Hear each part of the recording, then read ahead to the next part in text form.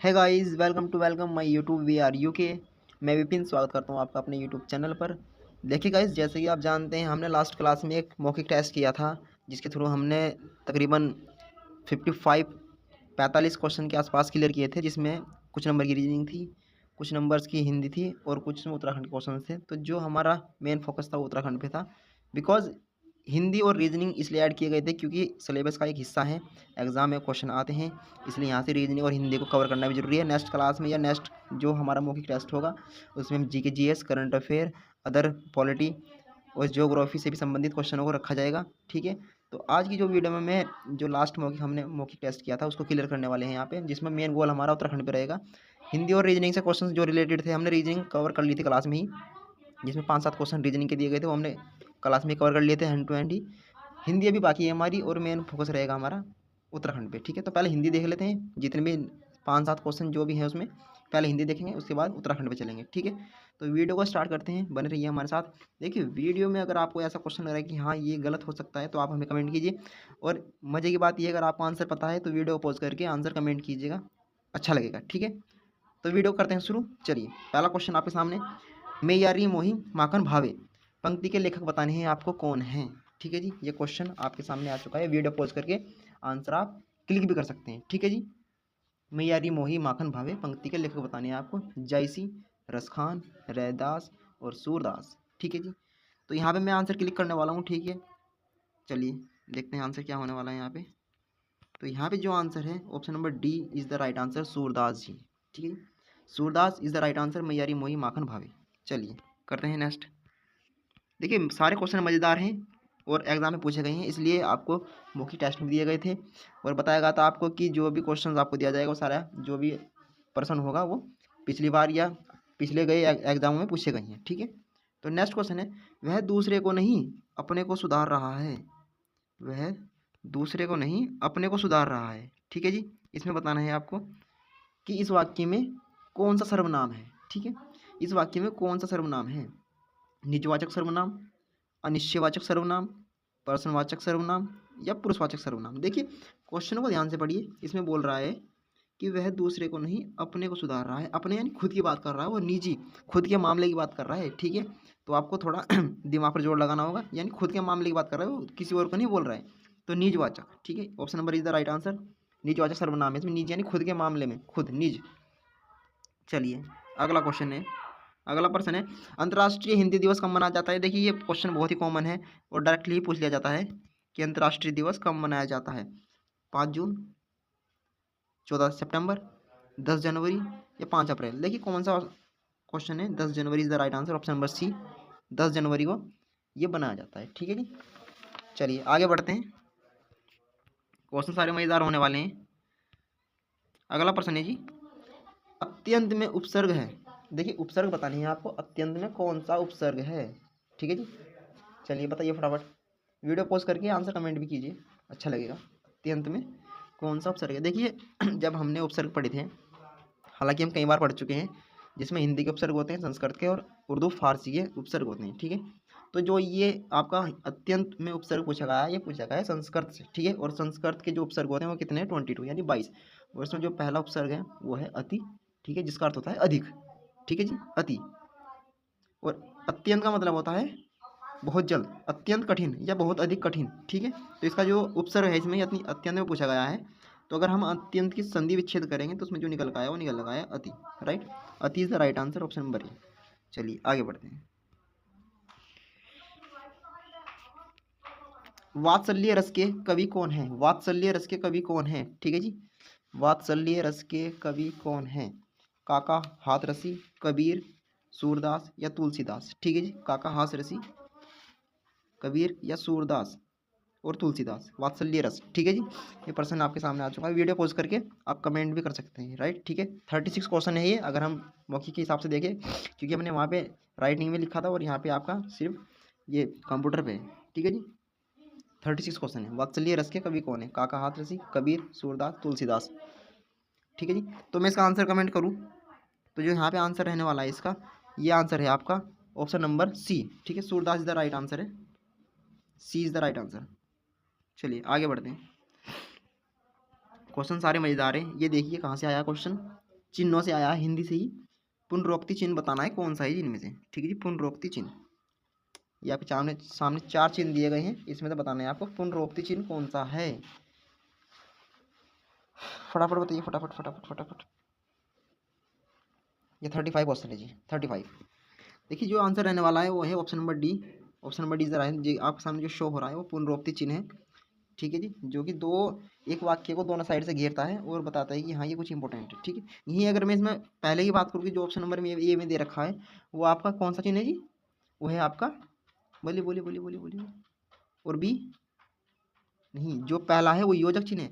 जब दो ही एक जैसे शब्द आ जाएं, मतलब जिनका जो अर्थ होता है वो एक जैसा लगे, जैसे कि आसपास, छोटा बड़ा, ठीक है जी, तो उनके बीच जो लगता है वो लगता है संयोजक चिन्ह। और जो सेकंड है, जो बी में दिखाया गया है आपको, है जी, जो बी में दिखाया गया है आपको वो अल्प विराम है, ठीक है। और जो सी में है वो अर्ध विराम है। तो समझ में आगे बात, ऑप्शन नंबर डी, ठीक है, पुनरोक्ति। चलिए आगे बढ़ते हैं। देखिए क्वेश्चन कितना मज़ेदार आया है यहाँ से। एक पंक्ति दी गई है और पूछा गया है इसमें अलंकार कौन सा है। पूत कपूत तो क्यों धन संचय, और पूत कपूत तो क्यों धन संचय, ऊपर दी गई पंक्ति में कौन सा अलंकार है। देखिए कितनी मज़ेदार जो पंक्ति है या श्लोक है, ये कहा गया है यहाँ से, ठीक है जी। तो यहाँ पे देखिए पहले तो इसका अर्थ समझ लेते हैं क्या है। पूत कपूत तो क्यों धन संचय, दोनों लाइनें एक जैसी है लेकिन दोनों का अर्थ अलग अलग है, बस छोटी सी ही चेंजेस की गई है। पूत कपूत तो क्यों धन संचय, देखिए जो यहाँ पे कुपूत दिया गया है, कुपूत, इसका अर्थ होता है समझदार। पूत कपूत तो क्यों धन संचय, यानी कि एक अच्छा लड़का, अच्छा बेटा, पूत का मतलब होता है बेटा, ठीक है। ये अब एक पिता या एक राइटर कह रहा है अपने बेटे के बारे में कि पूत कपूत तो क्यों धन संचय, धन संचय मतलब पैसा कमाना। अब ये कह रहा है अगर बेटा समझदार हो, अच्छा समझदार हो, पढ़ा लिखा हो और करने खाने वाला हो, तो फिर पैसा जोड़, मतलब पैसा जोड़ने की जरूरत नहीं है, वो खुद कमा लेगा, ठीक है। क्यों धन संचय, फिर क्यों पैसा जोड़े जब बेटा अच्छा समझदार है, करने खाने वाला है, ठीक है। दूसरी लाइन में है पूत कपूत तो क्यों धन संचय, यहाँ पे जो कपूत दिया गया है उसका अर्थ है नालायक, नालायक या पैसा बर्बाद करने वाला, किसी की नहीं सुनता घर वालों की, ठीक है। तो वो तो वैसे ही पैसा उड़ा देगा, जितना भी कमाया जाएगा फैमिली के द्वारा, घर वालों के द्वारा, माता पिता के द्वारा, जितना भी धन जोड़ा जाएगा सबको उड़ा देगा, वो खा लेगा। तो इसका यहाँ पे जो दूसरी लाइन में कह रहा है कि पूत कपूत तो क्यों धन से, अगर पूत कपूत हो तो फिर धन जोड़ने की आवश्यकता है, जितना कमाएंगे सारा उड़ा देगा ये। और पहली लाइन में कहा गया है पूत कपूत तो क्यों धन संचय, अगर बेटा कमाने वाला है तो हमें क्या जरूरत है करने की, फिर वो खुद ही कमा लेगा। तो इसमें जो पूछा गया है प्रश्न, वो पूछा गया है इसमें कौन सा अलंकार है, ठीक है। तो इसका जो आंसर रहने वाला है वो आंसर है जी आपका option number A is the right answer, लटा अनुप्रास अलंकार, ठीक है जी। लटा अनुप्रास, लाटा अनुप्रास, ये लाटा है, लटा नहीं है, लाटा अनुप्रास अलंकार है जी, ठीक है जी। और मैं अगर क्वेश्चन की बात करूँ तो ये 34 क्वेश्चन है जो कि आपको मौखिक में दिया गया था, ठीक है जी। Option number is the right answer. चलिए आगे बढ़ते हैं। आई होप सब कुछ समझ में आ रहा होगा। देखिए मैं अर्थ आपको बताता जा रहा हूँ साथ साथ ही, जितना भी मुझसे हो सकेगा। नेक्स्ट क्वेश्चन है जी, पावस पर्यायवाची शब्द है, पावस, पावस बताना है आपको किसका पर्यायवाची शब्द है, बताइए। चलिए फटाफट।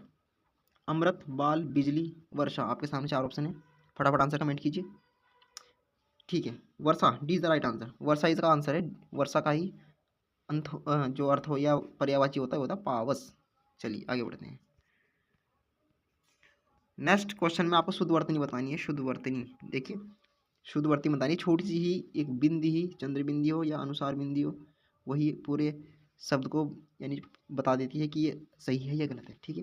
तो अंताक्षरी, अंताक्षरी या अनंत्याक्षरी और इंताक्षरी, ये 4 शब्द दिए गए हैं आपके सामने, इनमें बताना है आपको कौन सा अलंकार है, सॉरी कौन सी शुद्ध वर्तनी है। पता नहीं कहाँ जा रहा है दिमाग। शुद्ध वर्तनी बताइए, ठीक है। तो मैं यहाँ पे टाइम वेस्ट ना करते हुए बताता हूँ आपका आंसर क्या होने वाला है। तो सी इज़ द राइट आंसर है, सी इज़ द राइट आंसर है, अनंत्याक्षरी, ठीक है जी। हाँ जी 32। चलिए आगे बढ़ते हैं। लो जी, ये भी हिंदी से ये एक लाइन दी गई है और पूछा है कि राइटर कौन है या इस किसने लिखी है। पोथी पढ़ जग मुआ, पोथी पढ़ जग मुआ, पंडित भया ना कोई, वाह कितनी मजेदार पंक्ति कही है। और पूछा है रचयिता कौन है, लेखक कौन है। तुलसीदास, कबीरदास, जयसी और सूरदास। पोथी पढ़ जग मुआ, पंडित भया न कोय जी। 31 क्वेश्चन है जो मैंने क्वेश्चन एग्जाम में यानी परीक्षा में दिया था, मौखिक परीक्षा में क्लास में। 31 क्वेश्चन है, पंडित पढ़ जग मुआ, पोथी पढ़ पढ़ जगमुआ पंडित भया न कोई। ठीक है जी, बताइए। तुलसीदास, कबीरदास, जयसी और सूरदास। तो उसका जो आंसर रहने वाला है 20 द राइट आंसर। ठीक है जी, 20 द राइट आंसर है। 31 पोथी पढ़ पढ़ जगमुआ पंडित भया न कोई, 20 the right answer. Kabirdas ji ने ये बात कही है। चलिए आगे बढ़ते हैं। गढ़वाल का स्वर्ग द्वार किसे कहते हैं? लो जी, आपकी हिंदी खत्म और यहाँ से स्टार्ट होती है आपकी उत्तराखंड, जो कि आपके एग्जाम में बहुत ही महत्वपूर्ण हिस्सा रखती है। ठीक है, गढ़वाल का स्वर्ग द्वार किसे कहते हैं? पहला ही आंसर, क्योंकि उत्तराखंड में एंट्री करी, यानी गढ़वाल में एंट्री करी, और पहला ही क्वेश्चन आपका उत्तराखंड से आ गया। चलिए बताइए, केदारखंड, पौड़ी गढ़वाल या हर की पेड़ी? फटाफट answer in the comment box. चलिए करते हैं शुरुआत अपने हरिद्वार से ही। तो हरिद्वार में आपकी कौन सी है? हर की पौड़ी। हर की पौड़ी को ही गढ़वाल का स्वर्ग द्वार बोलते हैं। ठीक है जी, हर की Pauri is the right answer. अगला क्वेश्चन देखिए, उत्तराखंड के जितने क्वेश्चन आने वाले हैं यहाँ पे सारे ही मज़ेदार हैं और एग्जाम में पूछे गए हैं। ठीक है जी, चलिए। रहस्य ताल के नाम से जाना जाता है। रहस्य ताल या रहस्यमय ताल के नाम से जाना जाता है।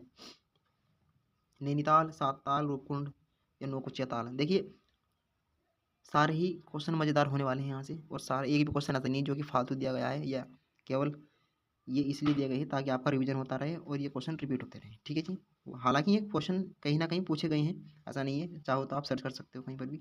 नैनीताल, सात ताल, रूपकुंड ताल और नौकुचिया ताल मेरे बनाए गए नोट्स हैं, उनसे ही ये क्वेश्चन आया है, कहीं बाहर से नहीं लिया गया है।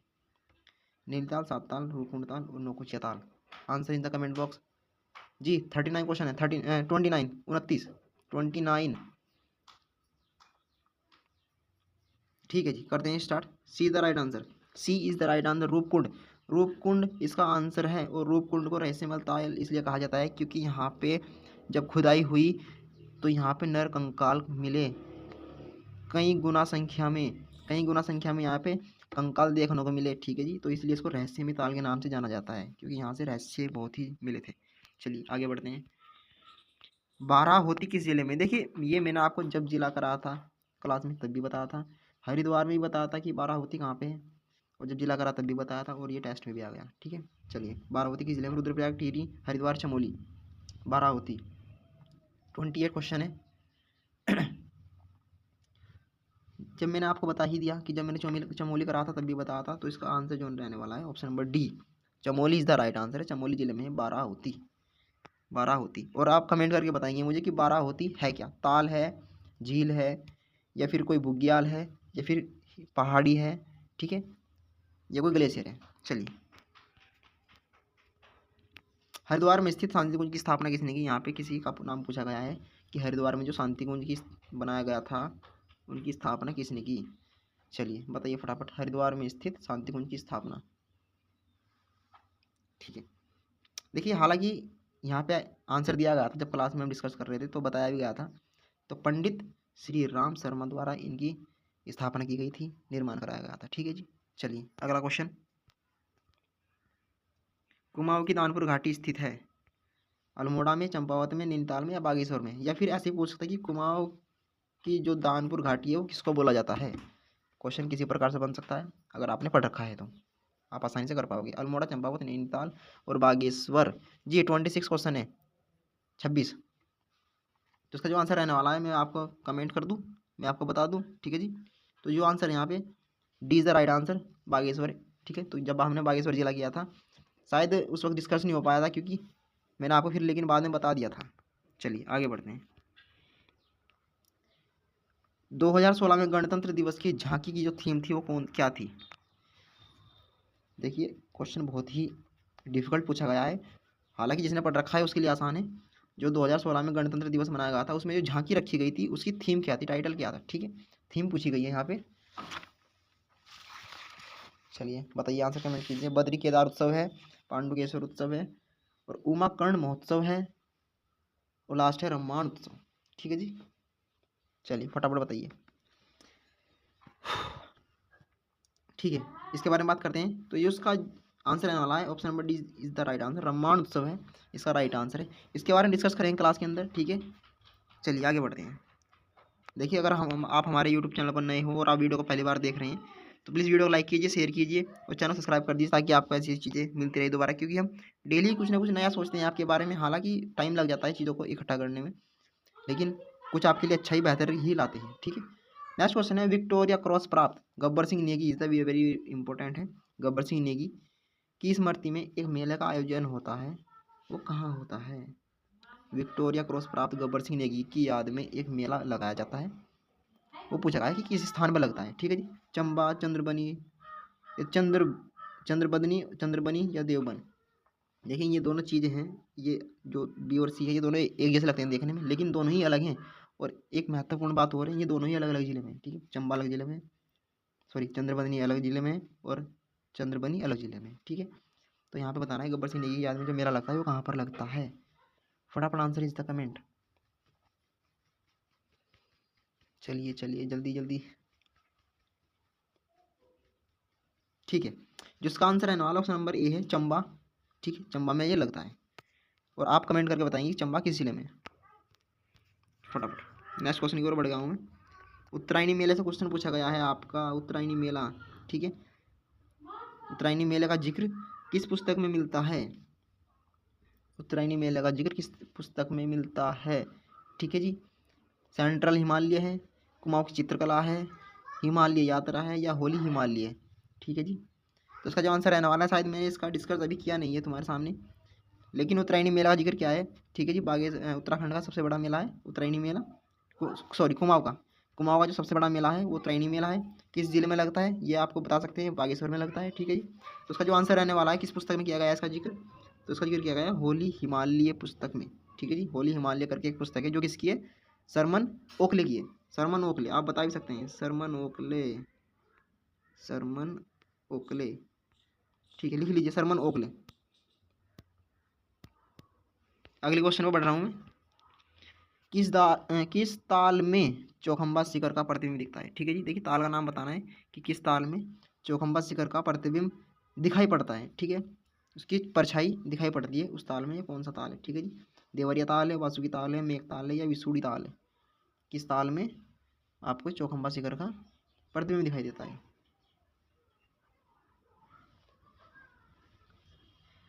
चलिए करते हैं, देवरिया ताल है, वासुकी ताल है, मेघ ताल है और विसूड़ी ताल है। इसका जो आंसर रहने वाला है वो ऑप्शन नंबर ए है जी। Option number A is the right answer है, देवरिया ताल। और आप कमेंट करके बताइए देवरिया ताल किस जिले में है। ठीक है जी, उत्तराखंड की बात हो रही है, लेकिन उत्तराखंड में कितने जिले हैं? 13 जिले हैं, 2 मंडल है।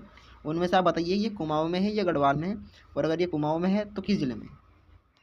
चलिए मैं आगे बढ़ रहा हूँ। राज्य का सबसे बड़ा भूकंप कहाँ आया था? ये आपके लिए बहुत बहुत इंपॉर्टेंट क्वेश्चन है, क्योंकि उत्तराखंड का सबसे बड़ा भूकंप था जो उत्तराखंड में आया था, और उसके बाद अभी तक कोई ऐसा भूकंप नहीं आया कि जो उस रिएक्टर से ऊपर जा सके कि जितना वहाँ पे आया था। ठीक है, राज्य से सबसे बड़ा भूकंप कहाँ आया था? देहरादून, बागेश्वर, चमोली, रुद्रप्रयाग। ठीक है, तो उसका जो आंसर होने वाला है option number D is the right answer है, रुद्रप्रयाग। और रुद्रप्रयाग में एक जगह पड़ती है केदारनाथ, केदारनाथ में ये आया था। ठीक है जी, चलिए कमेंट करके बताइए कि कितने रिएक्टर का जो भूकंप था वो कितने रिएक्टर का था। ठीक है, और कब आया था?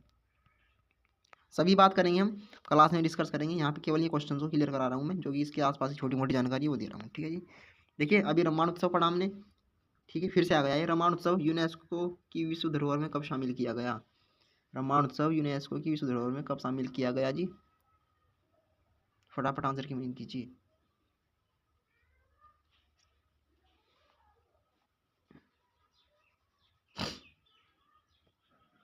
चलिए बताइए, ऑप्शन आपके सामने है। 6 सितंबर 2008, 7 अक्टूबर 2009, 2 दिसंबर 2009 या 2 अक्टूबर 2009। ठीक है, तो इसका जो आंसर होने वाला है यहाँ से option number D is the right answer है। 2 अक्टूबर 2009 को रामायण उत्सव यूनेस्को की विश्व धरोहर में शामिल हुआ। ठीक है, चलिए आगे बढ़ते हैं। दूनागिरी, देखिए दूनगिरी अलग है, दूनागिरी अलग है। दूनागिरी पर्वत किस की जो ऊंचाई है वो पूछी गई है आपसे। ठीक है, 7,066 मीटर, 7,138 मीटर, 7,120, 7,727 मीटर। ठीक है जी, दूनागिरी पर्वत। पहली बात ये किस जिले में है, कमेंट कीजिए किस जिले में? तो ये पड़ेगा आपका चमोली जिले में, चमोली जिले में है आपका दूनागिरी पर्वत। वहीं अगर मैं इसकी बात करूँ हाइट की, कितनी ऊंचाई की हो, तो A is the right answer, 7,600 sorry 7,066 metre इसकी हाइट है। ठीक है, वही आप बताएंगे मुझे कमेंट करके कि सबसे बड़ी जो हिमालय चोटी है उत्तराखंड की, या फिर कुमाऊं की, या गढ़वाल की। ठीक है, देखिए गढ़वाल की अलग है, कुमाऊं की अलग है। उत्तराखंड की पता नहीं है आपको, कमेंट करके बताइए उत्तराखंड की सबसे ऊंची चोटी कौन सी है। नेक्स्ट क्वेश्चन है, रुद्रनाथ मंदिर का शीतकालीन पूजा स्थल। देखिए हमारे उत्तराखंड में कुछ मंदिर ऐसे हैं जिनके शीतकालीन स्थल होते हैं, अर्थात कहना है ये जब ठंड बढ़ जाती है तो उनकी पूजा वहाँ से हटाकर दूसरी जगह शिफ्ट की जाती है मूर्ति, और वहाँ पे ही उसी के नाम से, जहाँ पर मूर्ति रखी होती है पहले उसी के नाम से ही फिर दूसरी जगह जहाँ पे कम ठंडा मौसम हो वहाँ पे पूजा की जाती है। तो इसी वजह से पूछा गया है कि रुद्रनाथ का जो मंदिर है उसका शीतकालीन पूजा स्थल क्या है। रुद्रनाथ मंदिर का शीतकालीन पूजा स्थल क्या है, फटाफट आंसर कमेंट कीजिए। ठीक है, देखिए जब मैंने आपको पढ़ाया था आपका क्या, चमोली, ठीक है, तो चमोली का जो मुख्यालय था वो पहले कहीं और था। ठीक है, फिर कुछ समय बाद वहाँ पे क्या हुआ, एक बाढ़ आई और वहाँ पे क्या हुआ, ये सब कुछ तहस नहस हो गया था। वहाँ की काफ़ी चीज़ें ऐसी थी, बहुत से भवन ऐसे थे जो कि बिल्कुल पूरी तरह से डिस्ट्रॉयड, बर्बाद हो चुके थे। तो उसी चीज़ को देखते हुए मुख्यालय कहाँ शिफ्ट किया गया था, गोपेश्वर में। ठीक है, और गोपेश्वर में ही रुद्रनाथ मंदिर का शीतकालीन पूजा स्थल है। ठीक है जी, Gopeshwar B is the right answer. चलिए आगे बढ़ते हैं। नंदा देवी राजजात जो यात्रा है हमने शायद अभी की नहीं है, लेकिन कुछ बातें हैं जो उसके बारे में डिस्कस की थी। तो नंदा देवी जो राजजात यात्रा है उस पर डाक टिकट कब जारी हुआ, ये आपसे क्वेश्चन पूछा गया है। ठीक है जी, तो मैं इसका टाइम वेस्ट ना करते हुए आंसर बता रहा हूँ। इसका जो आंसर है वो ऑप्शन नंबर ए है, 13 अगस्त 2013 को नंदा राजजात यात्रा पे डाक टिकट जारी किया गया था। ठीक है जी, 17 option number A is the right answer. आगे बढ़ रहा हूँ मैं। रामबाड़ा जल विद्युत परियोजना किस जिले में है। देखिए जल विद्युत परियोजना से क्वेश्चन आया है कि ये पूछा गया है किस जिले में है, रामबाड़ा जल विद्युत परियोजना किस जिले में, रुद्रप्रयाग, बागेश्वर, देहरादून, टिहरी गढ़वाल। ठीक है, देखिए हमने रुद्रप्रयाग जिला कर लिया है, तो इसी में ही है जी, रुद्रप्रयाग में। ठीक है, रुद्रप्रयाग में ही आपकी रामबाड़ा जल विद्युत परियोजना है। देखिए सारे क्वेश्चन मजे के आ रहे हैं, अच्छा लग रहा होगा शायद आपको, आई होप। ठीक है, 16 ये चलिए। चिपको आंदोलन, देखिए आंदोलन से क्वेश्चन आया है। चिपको आंदोलन उत्तराखंड के एक महत्वपूर्ण आंदोलन में से एक है चिपको आंदोलन। पूछा गया है चिपको आंदोलन में जो महिला थी कौन, गोरा देवी। ठीक है, उनको इंदिरा गांधी वर्ष मित्र पुरस्कार कब सम्मानित किया गया, पुरस्कार से कब सम्मानित किया गया। ठीक है, आंदोलनकारी थी एक महिला गोरा देवी, बहुत ही महत्वपूर्ण योगदान रहा इस चिपको आंदोलन में। उनको इंदिरा गांधी वर्ष मित्र पुरस्कार से कब सम्मानित किया गया, ये क्वेश्चन पूछा गया है ये आपका। चलिए बताइए, आप आई होप आपने चिपको आंदोलन किया होगा। ठीक है, नहीं किया तो डिस्कस कर लेंगे, कोई बात नहीं है, सारी चीज़ें कवर करने वाले हैं यहाँ से हम। इसलिए मैंने आपको बताया था वीडियो की स्टार्टिंग में उत्तराखंड हमारा मेन टॉपिक है। हिंदी और रीजनिंग इसलिए ऐड की गई क्योंकि ये भी हमारे सिलेबस से जुड़ा हिस्सा है, क्योंकि यहाँ से भी क्वेश्चन पूछे जाते हैं, तो हम किसी चीज़ को छोड़कर नहीं चलेंगे। ठीक है, तो इसका जो आंसर होने वाला है B is the right answer. 1986 में इनको सम्मानित किया गया था इंदिरा गांधी वर्ष मित्र पुरस्कार से। ठीक है, कमेंट करके बताइए कि जो चिपको आंदोलन था वो कब शुरू हुआ था, या कब किया गया था। मैं अगला क्वेश्चन पढ़ता हूँ। जिला टिहरी गढ़वाल, ठीक है, नाम दे दिया है जिला टिहरी गढ़वाल, सॉरी, जिला टिहरी गढ़वाल कितने जिलों से आंतरिक सीमा साझा करता है। देखिए आंतरिक सीमा साझा करने का मतलब ये है कि किसी भी बाहरी जिले, अर्थात किसी बाहरी राज्य से या किसी अंतर्राष्ट्रीय सीमा से टच ना होता हो।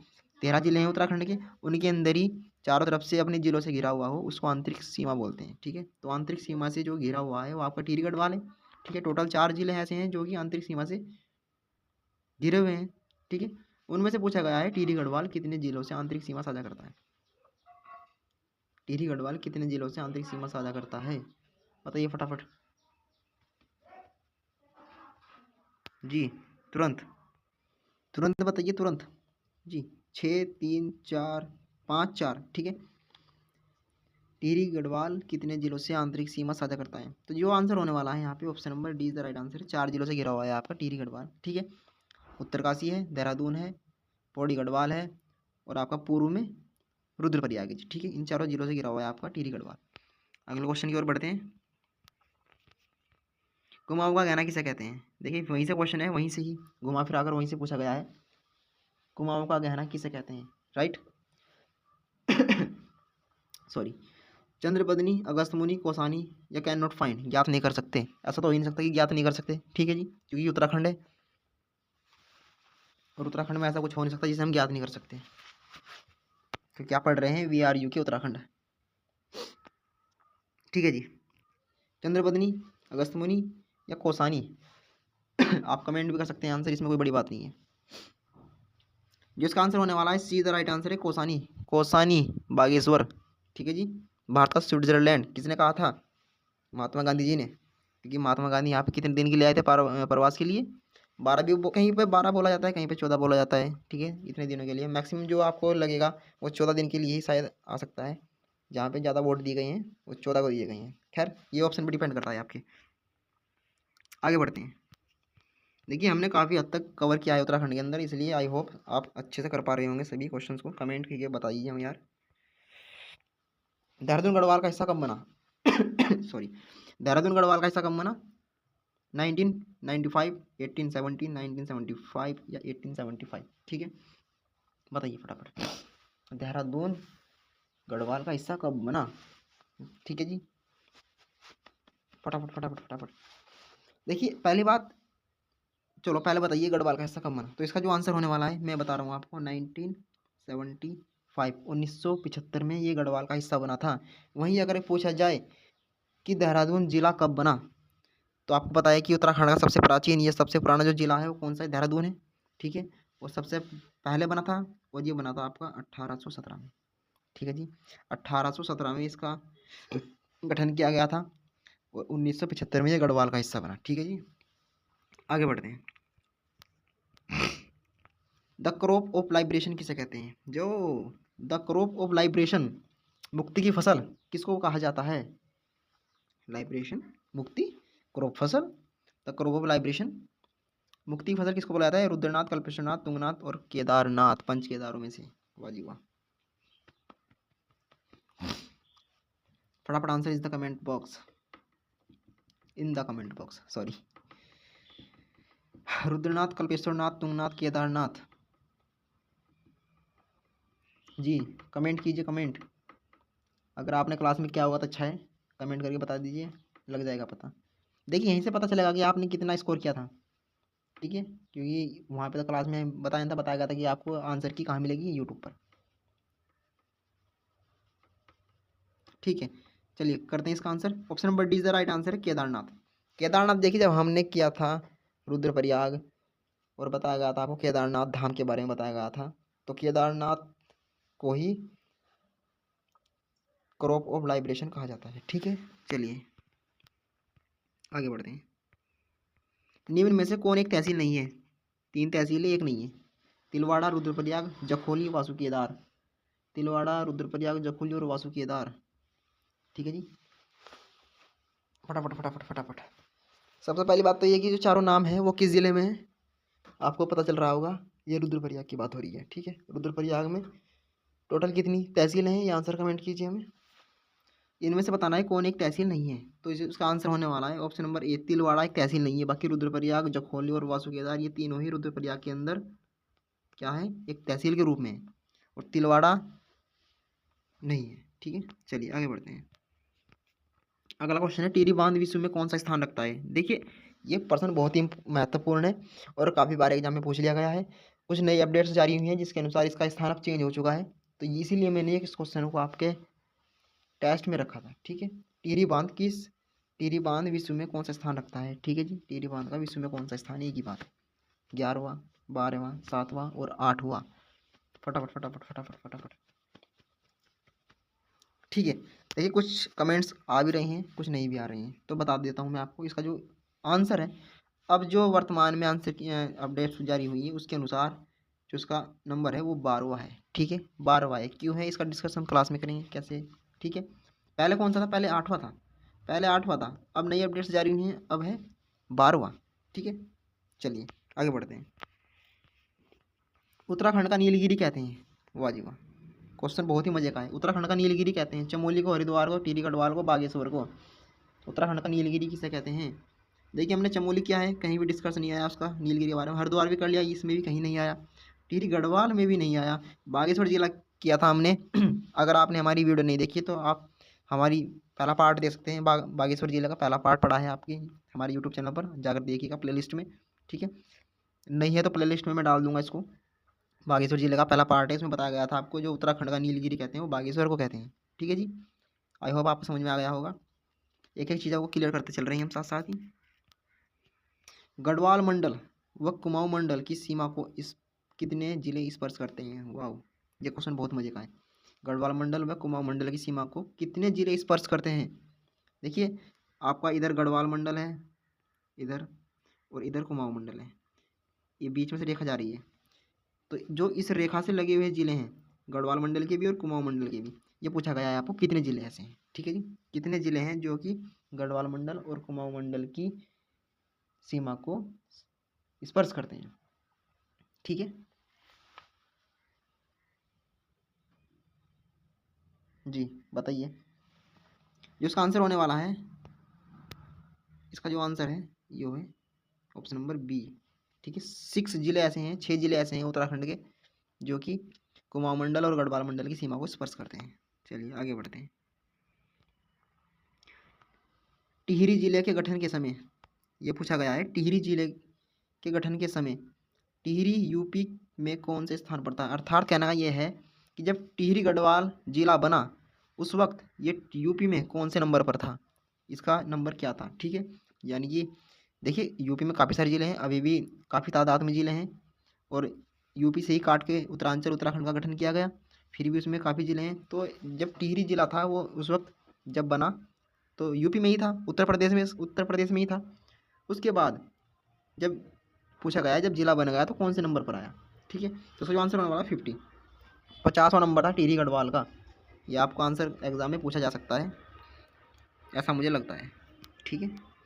अगला क्वेश्चन है आपका, ये जिला है देहरादून।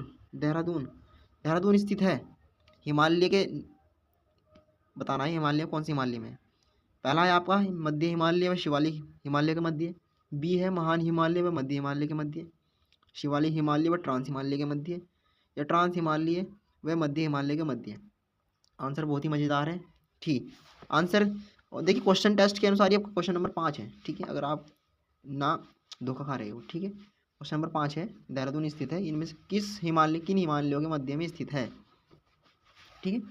तो जब हमने हिमालय के 4 क्रम पढ़े थे, सबसे ऊपर कौन था? सबसे ऊपर ट्रांस था, फिर महान, फिर मध्य और फिर शिवालिक, ठीक है। तो शिवालिक और मध्य यानी कि मध्य और शिवालिक हिमालय जो हैं उनके जो मध्य में आपका जिला है वो देहरादून जिला है। Option number A is the right answer, ठीक है जी। देहरादून मध्य हिमालय और शिवालिक हिमालय के मध्य में, ठीक है जी। हिमालय के मैंने 4 भाग बताए थे। चलिए आगे बढ़ते हैं।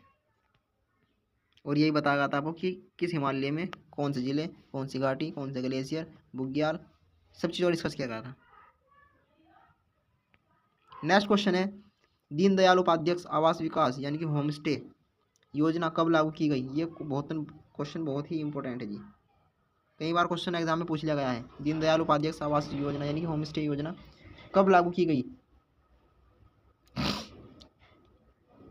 देखिए 2 योजना थी यहाँ पे, एक तो दीनदयाल उपाध्याय से, ठीक है जी, और दूसरी कौन सी है बताओ जी, आंसर कमेंट कीजिए।